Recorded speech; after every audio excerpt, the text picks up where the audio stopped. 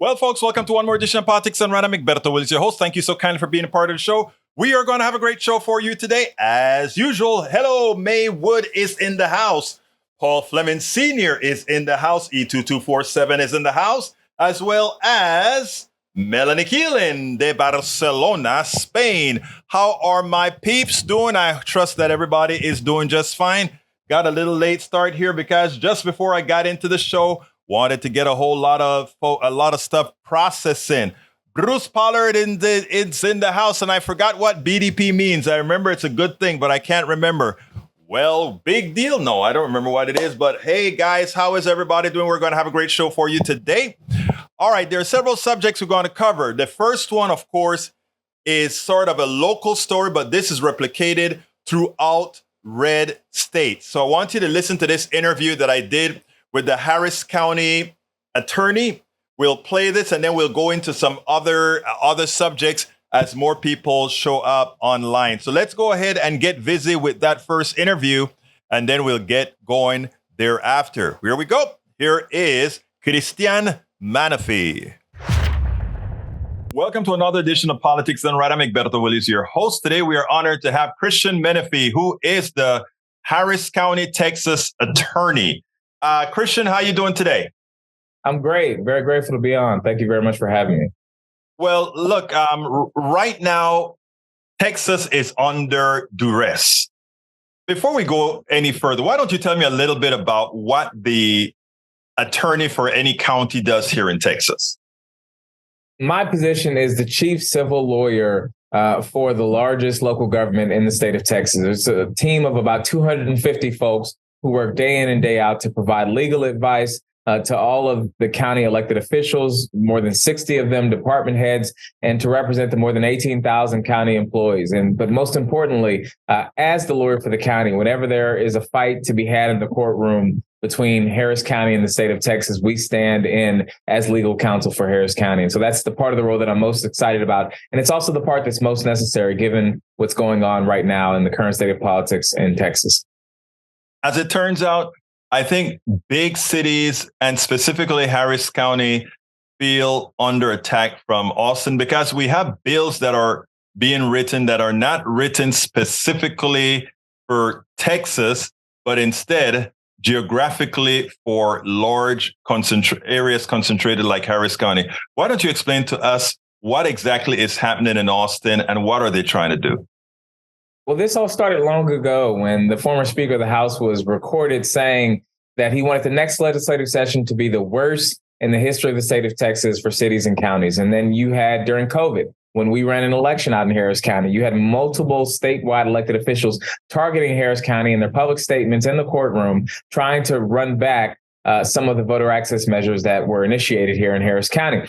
And now we've seen this legislative cycle, you've seen all kinds of bills aimed at overtaking local control out in Harris County. There's a bill that would prohibit Harris County government from passing any type of regulation that conflicts with state laws. So think worker safety protections. There's a bill that would allow Harris County's locally elected prosecutor to have a more expedited process to be removed from office if she were to prosecute crimes related, if she were to have a policy of not prosecuting crimes related to abortion.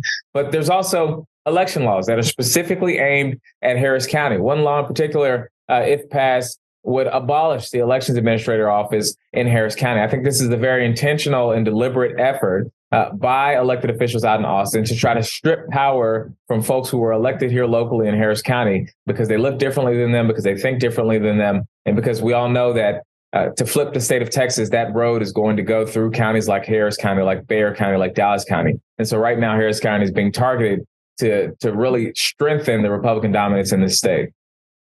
Now, my question is, they're attempting this, but is this legal? Now that certain sections of the Voter Rights Act have been decimated, are these things that they're doing legal, or is there still recourse that you as the attorney for the county and others who are being affected can actually try to mitigate in the federal courts? Challenging these laws would for sure be an uphill battle because here in the state of Texas, our Constitution is pretty clear that counties are merely a local arm of the state. And so the state, through its legislator, is allowed to really regulate those entities as they see fit. And so there's a very limited number of instances where a county can actually challenge the state of Texas. And since I've been in office, we fought hard to utilize every single one of those. If some of these laws were to pass, particularly the laws that are limited to a county with a population, for example, of 2.7 million or greater, which only includes Harris County, now, we'll consider a few different avenues. One is filing a lawsuit in the state courts in the state of Texas because there is a constitutional ban in the Texas Constitution on local laws, right? The idea being that legislators shouldn't be using their position to enact personal vendettas against particular local governments, but instead should be doing what's in the best interest of the entire state. And so that's one avenue we'll look at. We'll also look at federal protections under the United States Constitution, as well as the Voting Rights Act. But those lawsuits can't be brought by the county. They have to be brought by individuals. And so that's where we consider partnering with your legal advocacy groups in the United States Department of Justice. We'll make sure to use every single tool in our toolbox to fight these in court if possible. But I really want to level set with everybody. The state of Texas has broad authority to limit the actions of its counties, of its cities, and they will utilize that at every single turn. And so that's why it's important that nationally people know what's going on in Texas, because the will of the voters in Harris County, the will of the voters in San Antonio, the will of the voters in Austin should be respected. And we shouldn't allow folks out in Austin to try to pass laws that supplant our local officials and that silence the voices of the people who elected them in the office. Now, I understand that legally speaking, there's not much that probably is going to be able to be done. But my biggest concern with what's occurring in Austin right now is I don't see the passion here in Houston. I mean, it was great seeing you I saw you on MSNBC earlier today, urging on that something needs to be done. But I don't see from many of our elected officials that are there representing in Austin right now that fire in the belly to come to Houston and say, even though legally speaking, these guys may be able to do this, that we have to maybe get on the streets to let folks know that it's not just going to be, we're not just not going to sit back and take what they're going to give. What's your thought on that? I think that our state representatives and state senators are trying to be thoughtful about the approach because we're still early in the process. There are several different bills that are out there. Some are just completely troublesome and are going to be incredibly harmful to people of Harris County, right? So, for example, there's a bill out there that would allow the Secretary of State, who was appointed directly by the governor, to overturn election results, right? There's a bill out there that would abolish the Elections Administration Office in Harris County. There's a bill out there that would end countywide polling across the state. But these are still just bills. They haven't made it to the final step in the process. And I think what you're seeing from some of our legislators is wisely, they're trying to ensure that we don't inflame the Republicans and end up passing some of these bad bills. I think there's still a chance that due to some of the great work of our elected officials out in Austin, there's still a chance that the final bill that comes out is going to be something that's incredibly watered down, that doesn't do too much harm to our democratic processes here in Harris County. But I think the concern is, frankly, folks don't want to inflame Republicans and have them go target the worst of the bills and pass them out. As we get further down the process, so maybe in a couple of weeks, in a few weeks, if some of those terrible bills look like they're going to pass,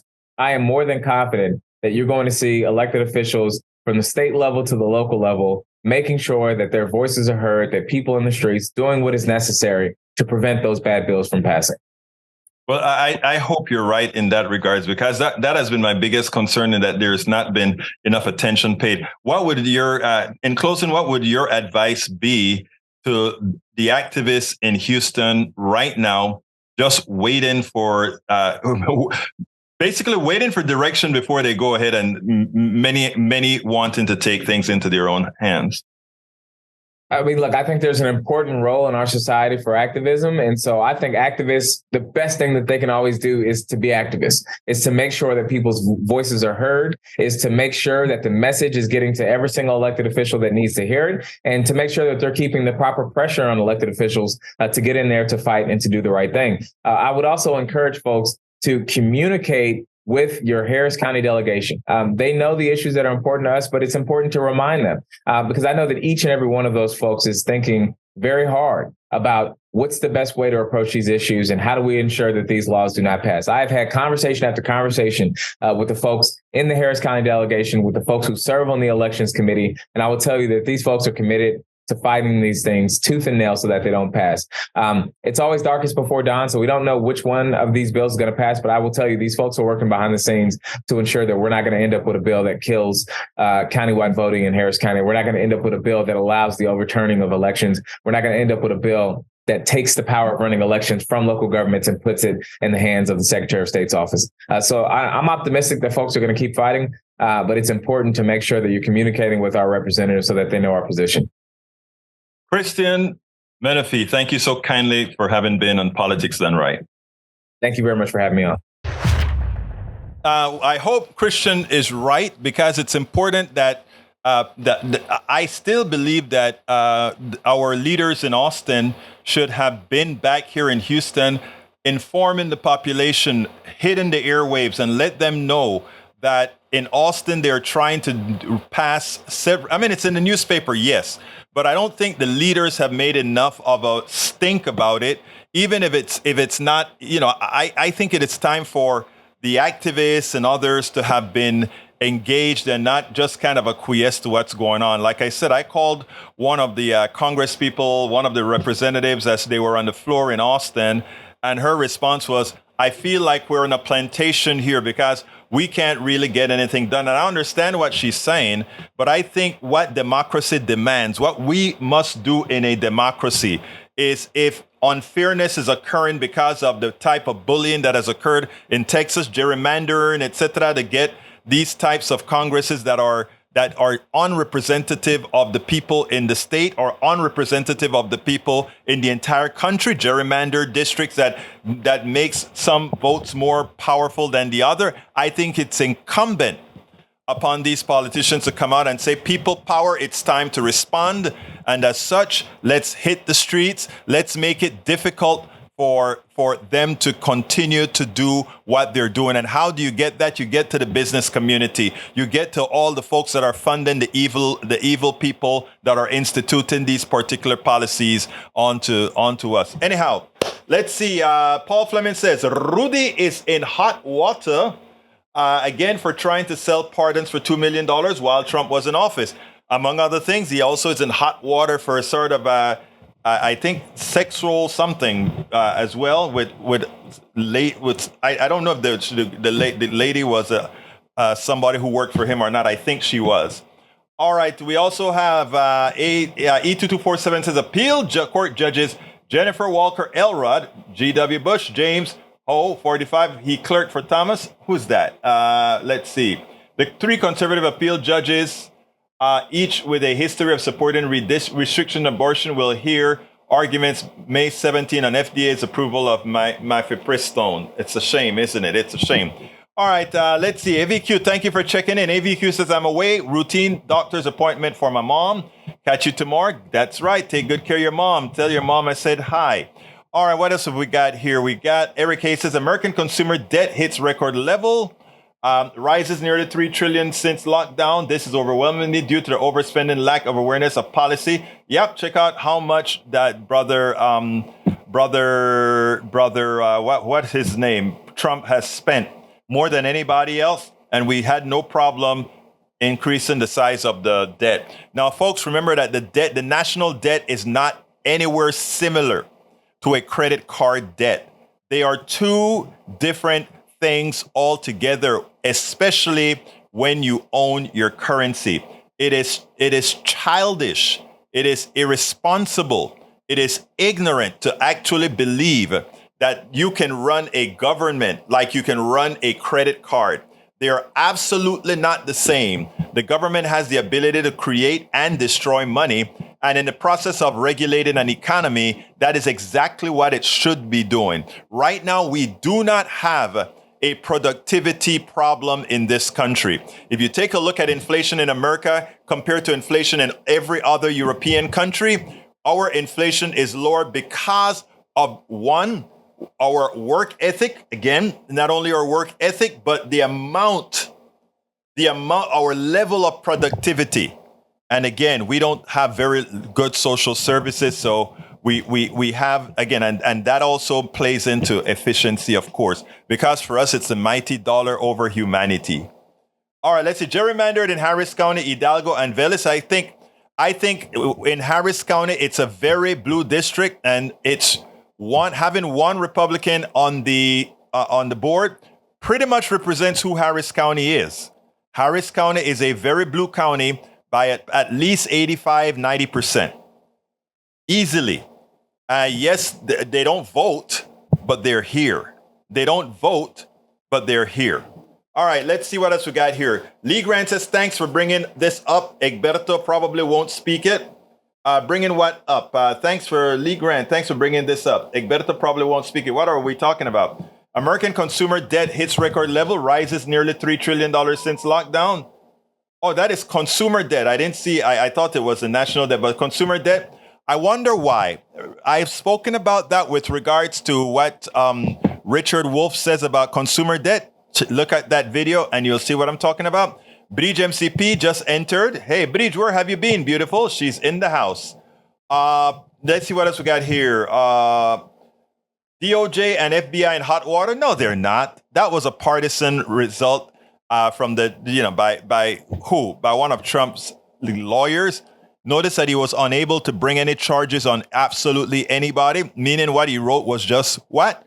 Hot air words. Again, you have to understand these things. If they had any way to prove that they were going to prosecute on the FBI, how the FBI took care of the Russian issue, somebody would have gotten prosecuted. Notice that nothing of the sort happened. All right. Hi, you always talk about Appalachia. Well, here is an 87-year-old lady, more healthy than most, as she resources most food via her land and always has, plus she works. Agreed it is poor area, but people are resourceful and know how to get what is needed from the land. I don't disagree with that at all, Eric Hayes. What I'm saying is we need an equitable society, not because somebody knows how to live poor means that it is okay for us to have an economic system that exploits them because, hey, they'll be okay otherwise because they understand how to live poor. You get it? I need you to understand that. We have an inherently unequitable economic system. That you are able to praise a beautiful lady out of Appalachia, and I saw her special on TV before, the person that you have on, that you sent me a direct message for, that you are able to use her as an example, show the misunderstanding that you have of my problem with our economic system. It's not that poor people can't live. You know, my wife's family in Louisiana, they own, several acres of land. And on that land, they grew their food, they grew animals, all that kind of stuff. But they didn't have the wealth of money, right? And based on your methodology, it is okay that they remain outside. They are a part of an economic system that exploits them. No, not because people know how to live poor, should they be poor when others are being rich or getting wealthy off on their backs. It's simple math and understanding, okay? It's simple math and understanding. All right, Bruce Pollard said, let's review the 14th Amendment. All right, start the review, Bruce. You can start throwing it in the thing, or if you can call in and talk about it if you'd like to.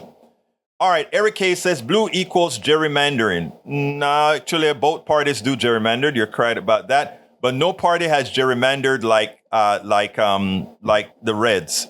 Check this out. How can most statewide elected officials in North Carolina are Democrats, but somehow, right? They have a super majority in their state legislature, and they send over more Congress people from the other party. Makes no sense whatsoever. It proves how evil the system is. John Carter says, I didn't hear Eric complaining when Trump gave millions to his rich friends. There you go. Exactly right, John Carter. Hey, John, how you doing, my brother? Are you here in the States, or are you at one of your foreign destinations? Paul Fleming says, all the Durham report proves is that there were a lot of corruption in the Trump administration. Nothing to report on the Clintons, your favorite people to talk about. It's amazing, isn't it? It is amazing that how they misrepresent even that document that just came out. Eric says, consumer debt overspends of the government giving free stuff. No. If the government was given free stuff and just giving people money, it wouldn't have showed up in consumer debt. You're an accountant, sir. If the government is given free money, that is money that doesn't accrue on someone's personal credit card or someone's personal debt. Madre mía, por favor. Tú eres un ¿qué? Eres a contador. Come on, man. Come on.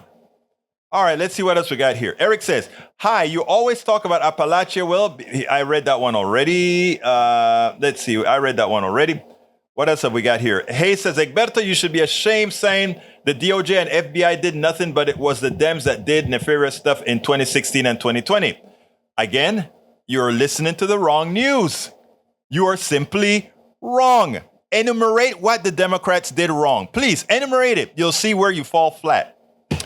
All right, let's see what else we got. John Carter says, look at Wisconsin too. D's receive significantly more votes, but yet don't hold a majority in statewide seats. It's amazing. John Carter, in Houston today, gonna visit our friends at Road Women this evening. Hey, give them my kudos, please. They do very, very good work here in Houston as great activists. Let's see. E2247 signed the petition to Biden. We are at an impasse with default looming. Use 14th Amendment. And Bruce is supposed to be calling in about the 14th Amendment, of which I think he must declare himself the expert in the group, because I have not read the 14th Amendment in detail, just a section that said that as when it comes to our debt, we are responsible. We cannot get from under it as a state, as a country. We cannot. Peggy Lopez is in the house. How you doing, our beautiful Peggy? Likewise, we have Paul Fleming that says the FBI did something wrong. An agent took money from Putin. He was a Republican. Let's remember all of that. They don't tell these folks all these things, Brother Fleming. That's the problem. But you read, and you read the right news. Anyhow, if you want to learn a little bit about the party, the GOP, a good, very centrist Democrat had something to say about that kind of caught my eye. So let me go ahead and play that, and then we'll take it on the other side. Former Representative Max Rose nailed it.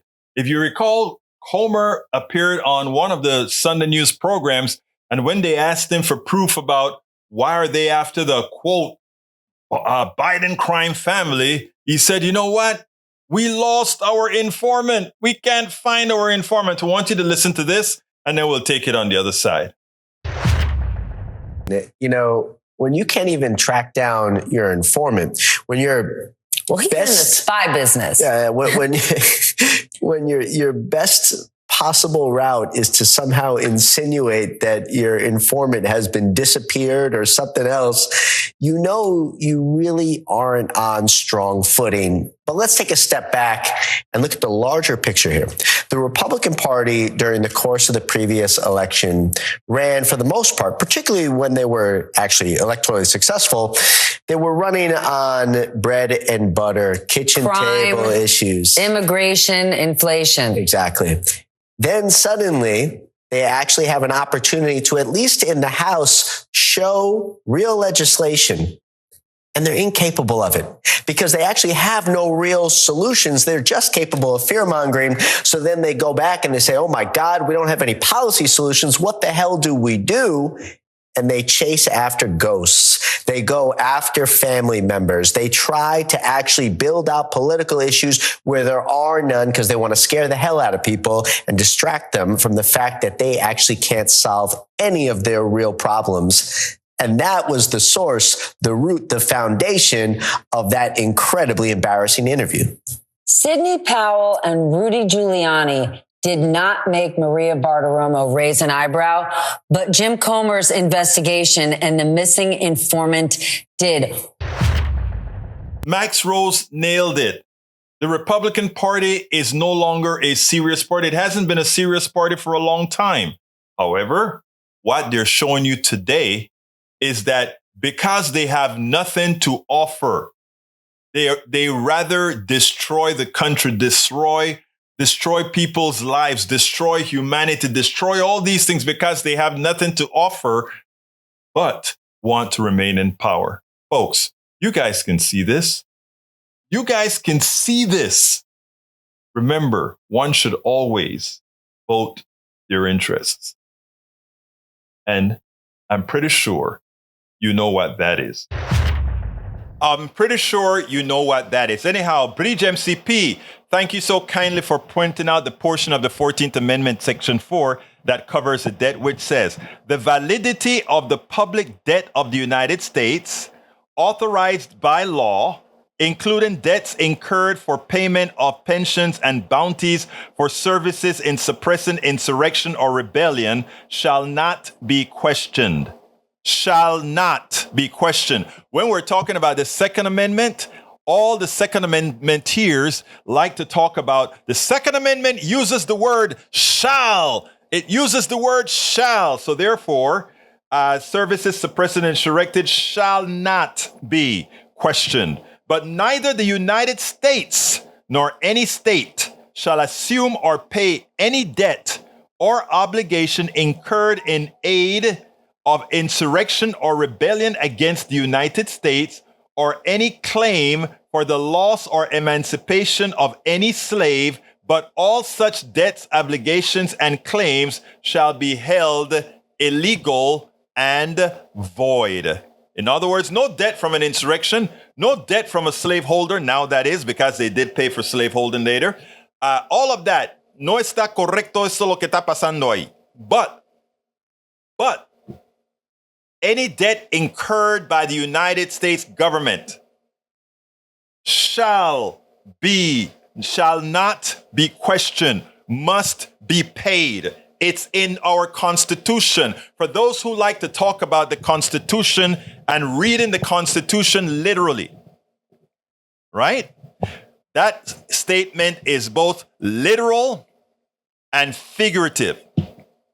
And therefore, it is clear that Biden does not need the support of Congress for laws they have already passed.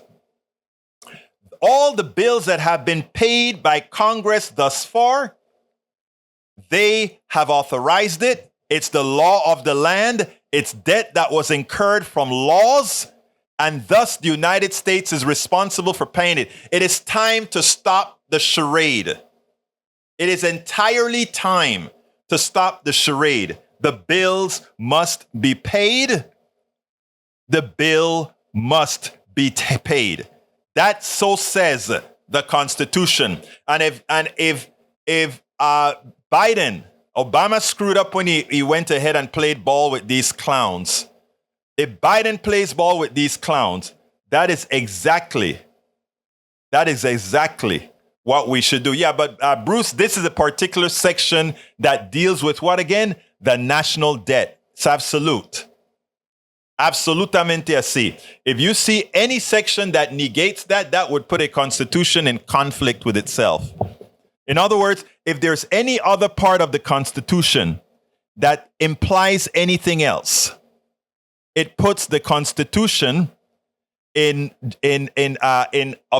object with itself. Again, remember what it says: shall not be questioned. Shall not be questioned. All right, let's see. Paul Fleming says the head of the FBI, Trump, resigned. To be continued.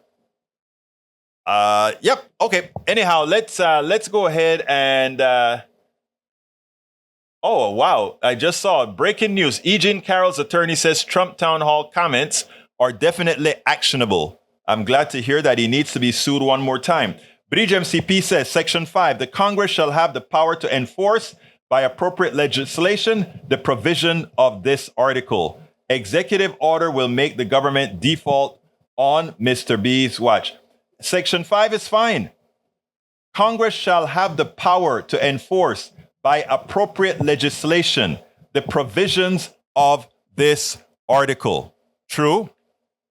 They can go ahead and say it however they want to make it happen, but the debt shall not be questioned. So if Congress wants to do something if Congress has to do whatever it has to do, however it needs to pay the bill. Nada más, nada menos. Nada más, nada menos. Peggy Lopez says if Biden folds and gives the GOP what they want, then Biden should be impeached. I agree. Because again, the law is on our side. Period. The law is on our side. Shall not be questioned is the name of the game. Shall not be questioned. All right. Well, another video here. I want you to listen to this because this is the Black Republican out of Texas. He's no longer a congressman. He's likely to run for Congress, or rather for president. He's looking into it right now. I like this guy. He's a Republican dude. I like the Republican dude. And here's the thing.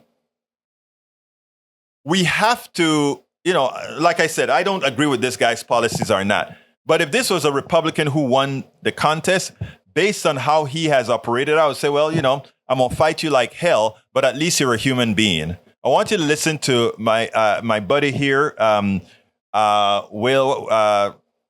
What's wrong with my mind? Anyway, listen to this and we'll take it on the other side.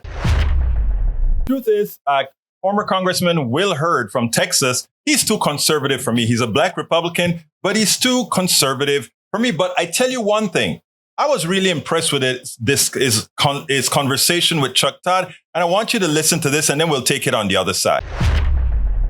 You're one of your cases for running is that you don't think other people are making an effective case. Why do you think what happened to Donald Trump in that E. Jean Carroll trial just sort of went away, was almost dismissed out of hand as it being irrelevant to the decision-making of whether he should be the nominee of the GOP?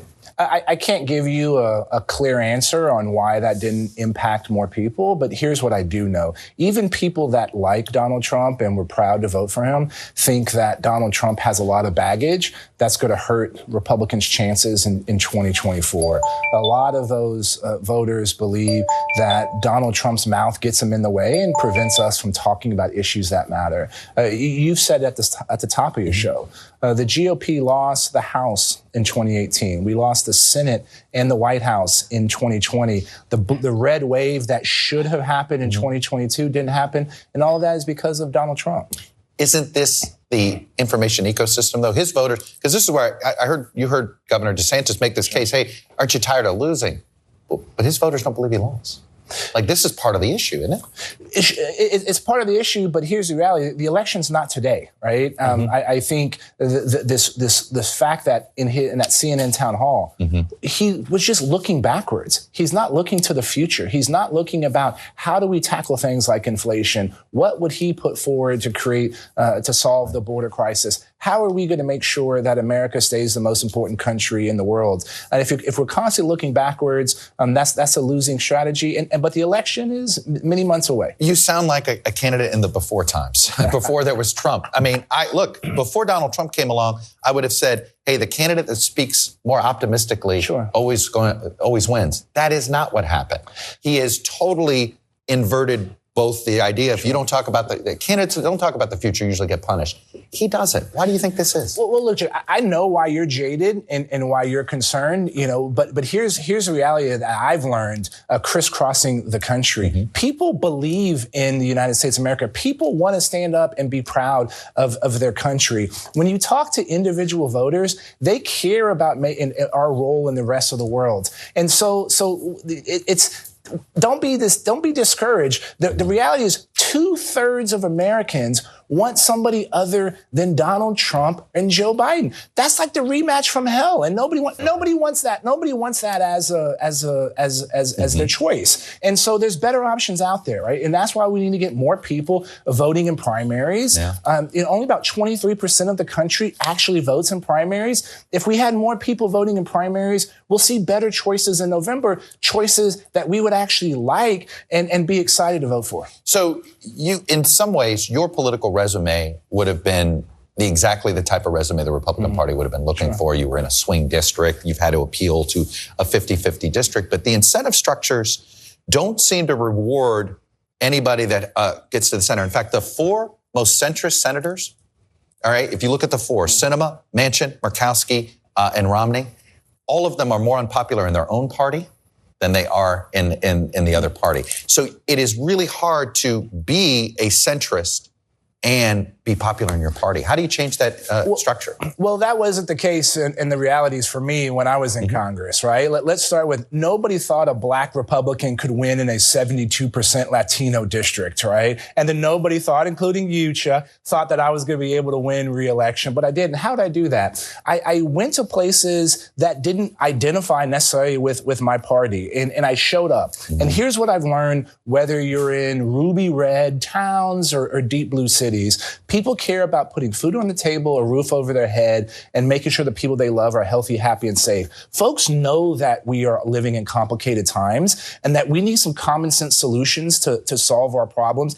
And guess what? Most Americans know that we're better together. And so the reality is, yes, this is, history has says these things are true, but my experiences are different. And it's a playbook on how to solve these problems and appeal to independents and Democrats who are as frustrated with the direction of the Democratic Party is. That's our opportunity in 2024.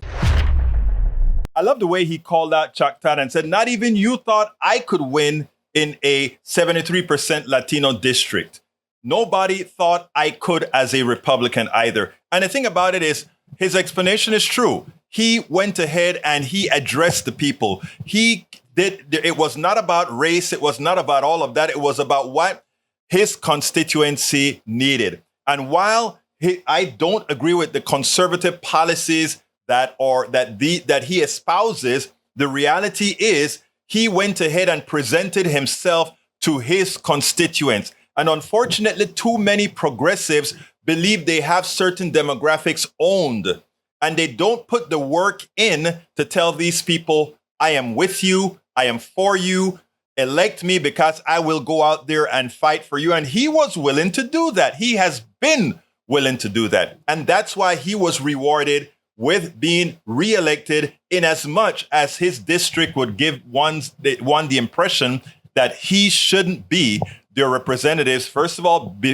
being of the particular party of which he represents. And I think there's a lot to take from Bill Hurd. I mean, he's a guy who drove up with Beto O'Rourke during the pandemic and they couldn't get a flight or something like that. He is willing to engage, and anybody willing to engage also has the ability to change their minds or compromise. Now, here's the interesting thing, right? This guy is very conservative, but he is this is a guy that would tell you, I don't believe in giving free stuff, but I'll give you the clothes off of my back, right? But I don't think that's a place for government. Where I disagree with him is I do think that is the place for government, because government is a collectiveness of us all, not dependent on the benevolence of a one or two or three people. It says that all of us partake of government says all of us partake of society. Society is dependent on all the works that we all produce. The conservative side, with the pure conservative, that's not the evil form, would say, no, I don't want government doing that kind of stuff. I want it to be done by charity. I'm a nice guy, like Will Hurd is. I'm a nice guy. If I have to help other people, I will help other people. But that is dependent on you having people who think they're nice and will do nice things, not to see other people suffer. But then there are other people who would say, are selfish and would say, I'm not going to do a darn thing at all for you. Go try and do it on your own. Even though that person that was that evil and that negative depended on some of the works of society, some of the worth of society. So whereas many conservatives would say, let's go ahead and leave that up to the benevolence of others, my thing is, no, let's codify these things into law so that we don't have to believe in the benevolence of others, because I do not trust the benevolence of others when so many can be influenced by, and we have the classic examples in our room. Is Daniel Ledo a bad person? No. Is Lee Grant a bad person? No. Is Eric Hayes a bad person? No. but they are fundamentally misinformed by a group who in fact are evil. And if we had to depend that others can do well in their time of needs on those who are the ones that informs them, too many people would starve. Too many people would die, as they are dying in Texas right now because we don't have the Medicaid expansion to the Affordable Care Act, because the evil politicians in Austin refuse to give the citizenry things that are already paid for, or that we collectively have already paid for, but they choose to deny their own. They choose to deny Texans the ability to live. That's evil. And therefore, that's the reason why those of us that are progressives, believe in the codification of what you stand for. We believe in the codification of what society represents. Anything additional can be done in the private sector. Anything additional can be done out of your benevolence. But as far as keeping our people in a basic state of aliveness, I don't want to depend on charity. I don't want to depend on the benevolence of all. I want of the benevolence of some. I much rather have the societal rules that govern how we exist. All right. Eric K says, Egberto, you don't believe people are good by nature? Walk around the neighborhood or something. Look, no, that's not what I said. If you pull my videos, I do believe most people are good people. The problem is many people are also gullible, and many people are also influenceable with bad things. Peggy Lopez says, charity for big businesses is only a tax write-off. I think that the needs of human beings should not cause less tax paid by big business when government will equally distribute. Exactamente, corazón, exactamente. Lee Grant says many states opted out of Medicare expansion, wary of giving more control to the central government. And it's a stupid reason. And notice I'm not calling a person like you stupid. I'm saying it's a stupid reason, because it's not true to go ahead and state that many states opted out of Medicare expansion because of preventing a centralized government. It's a lie. The states still maintain control on how much of the healthcare is doing there, but they must have minimums. Minimums, things like we must have colonoscopies, we must have preventative care. Many of these things are saying, if you're going to partake into this, into all these things, we must give people all the things that make them healthy. It's that simple, folks. It's that simple. It's not rocket science. It's that simple. It is that simple. All right, let's see what else we have. No government wants control. No government wants control. Who is government again? Let's see. Eric, who is government? Let's think for a second. Who is government? Oh, my God. According to our Constitution, we, the people of the United States, are in fact the government. So you don't want to be in control, Eric? Oh, I see. You'd rather have a private company who is run by stockholders, etc., be in control. Ah, I see. Now it's only 9 and the federal collects the dollars. Now it's only 9. Actually, it is 90. It's 90-10. At first, it was all free for the first 3 years. And then it went to a 90-10 ratio, meaning 90% is paid by the federal government and 10% is then paid by the state. And the state pays more with the lack of productivity, the debts and all of that. The state pays more in the long run. It's only people that get off scotch-free are the corporations.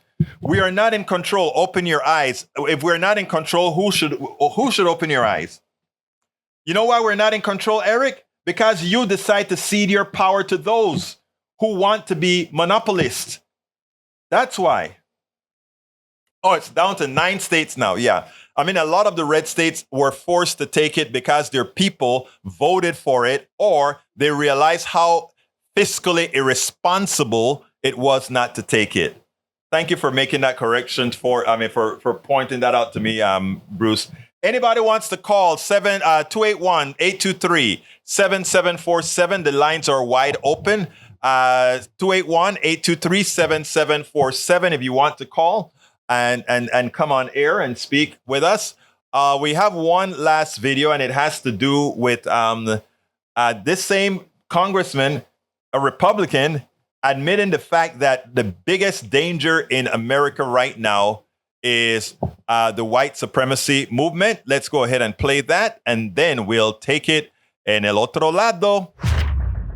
At last, we have a former Republican representative that admits that one of the biggest dangers in our country right now is the resurgence of an active movement, a white supremacist movement that is really putting the country under, it's a clear and present danger for the country. I want you to listen to Will Hurd, a Texan, and I don't think anybody would characterize this guy as some sort of a left-wing liberal. He is a very conservative dude. Check this out, and then we'll take it on the other side. I want to get your reaction to something President Biden said at his commencement at Howard University yesterday. Sure. Take a listen. The most dangerous terrorist threat to our homeland is white supremacy. Your experience dealing with counterterrorism in the CIA and in the intelligence community, is he right about this? White supremacy is a problem, of course, and it's something that we shouldn't allow and be supportive, and doesn't exist anywhere. It shouldn't be in our institutions, and it shouldn't be in our country. And it's another name to say racism, right? And so yes, when you look at, and I would extrapolate this a little bit further. When you look at most of our senior military advisors, when they have come to Congress and explain what the biggest threat is, they always talk about the threat from within. Mm-hmm. Oftentimes, it's the chaos in our political process. It's an ability for people to work together and get big things done. And so, yes, look, racism doesn't exist. The fact that the tree of life, we're having that. I'm hearing that. So I think it's a civil trial. It's a civil trial later this week. We shouldn't see a growth of that. Until we come to grasp with what's occurring in this country, the degeneration will continue. The gun violence that's caused, yes, by the availability of guns, but also by the promotion of hate by the right must stop. If we get control of those issues, we can get back to a country that actually works, that actually functions with disagreements, but actually functions. Absolutamente so. Absolutely so. Well, that is the last video of the day. Anybody wants to call in, give us a call.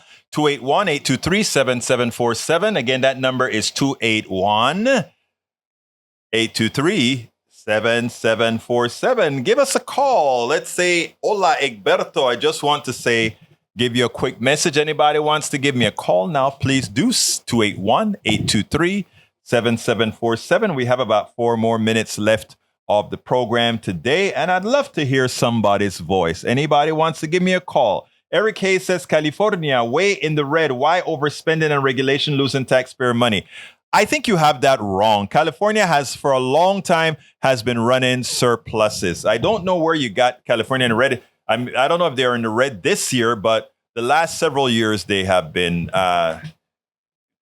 positive. I've actually written about that. So let me see. California budget surplus. Let's see what we got here, because I better just look it up before I just run ahead. California budget deficit 2023. Apparently there is a deficit. California likely to have a $25 billion deficit in 2023, but will not affect new programs like free health care for undocumented immigrants. That must be written by let's see. I'll do some more research on that. Because you know what? They've run surpluses for quite some time, and we've run surpluses. And the difference is we use our surpluses to give back to the plutocracy, while they use theirs to help people, right? And so, we can play this game in and out. But yeah, you're correct. California apparently this year is running a deficit that has to be cleaned up. And I'm pretty sure they will. They will. Because you know what?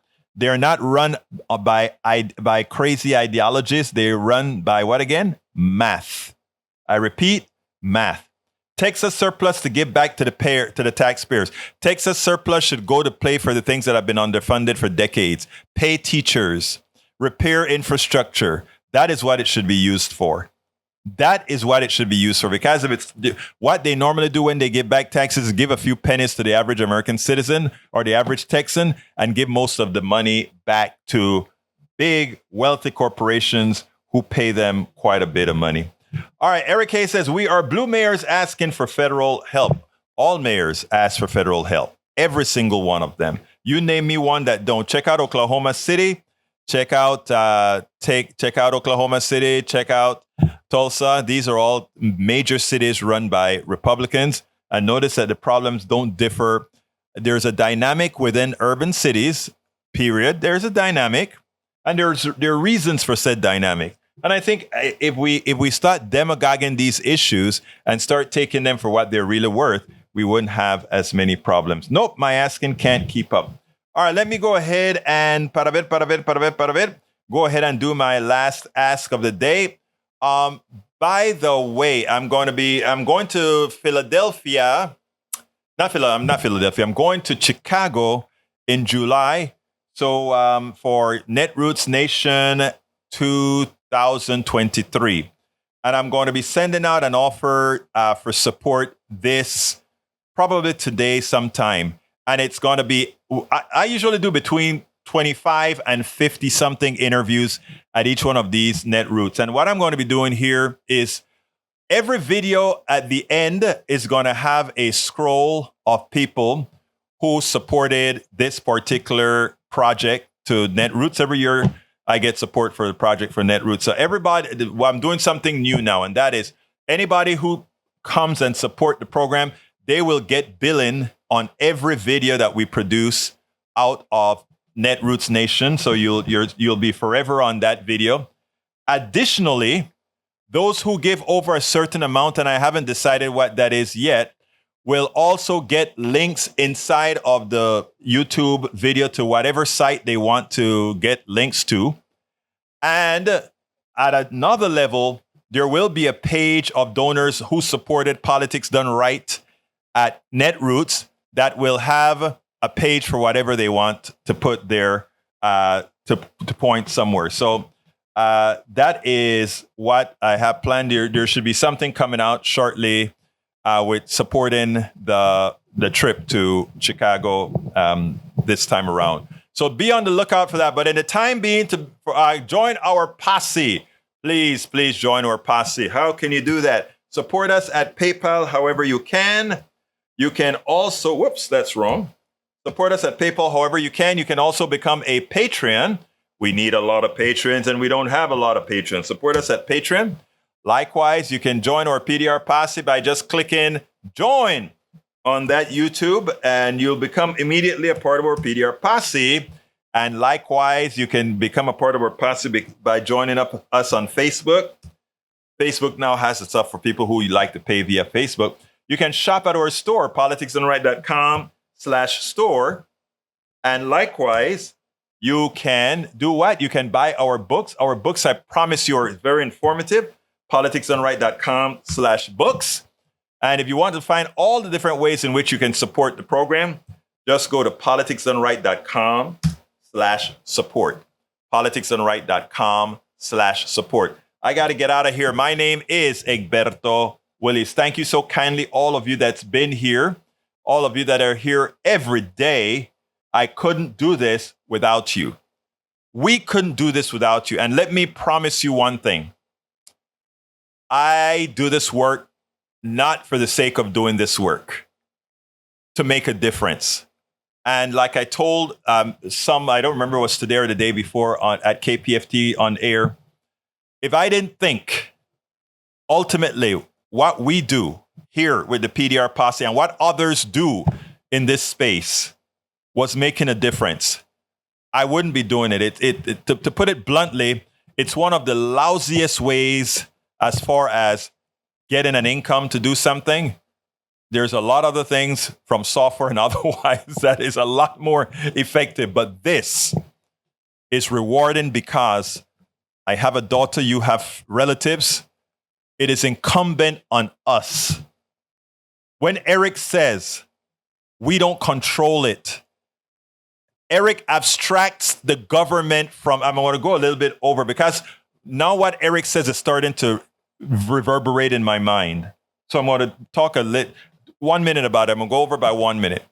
When Eric says we don't control the government, my next question is why? The next question after that is what are you going to do about it? The next question is why do you acquiesce to it? You know, when I was growing up in Panama, my parents always told me, let absolutely nothing stop you. Para que te para nada. You never acquiesce to anything. Our Constitution, which is what governs us, not that I love the Constitution, but it's what we are governed under. We, the people of the United States.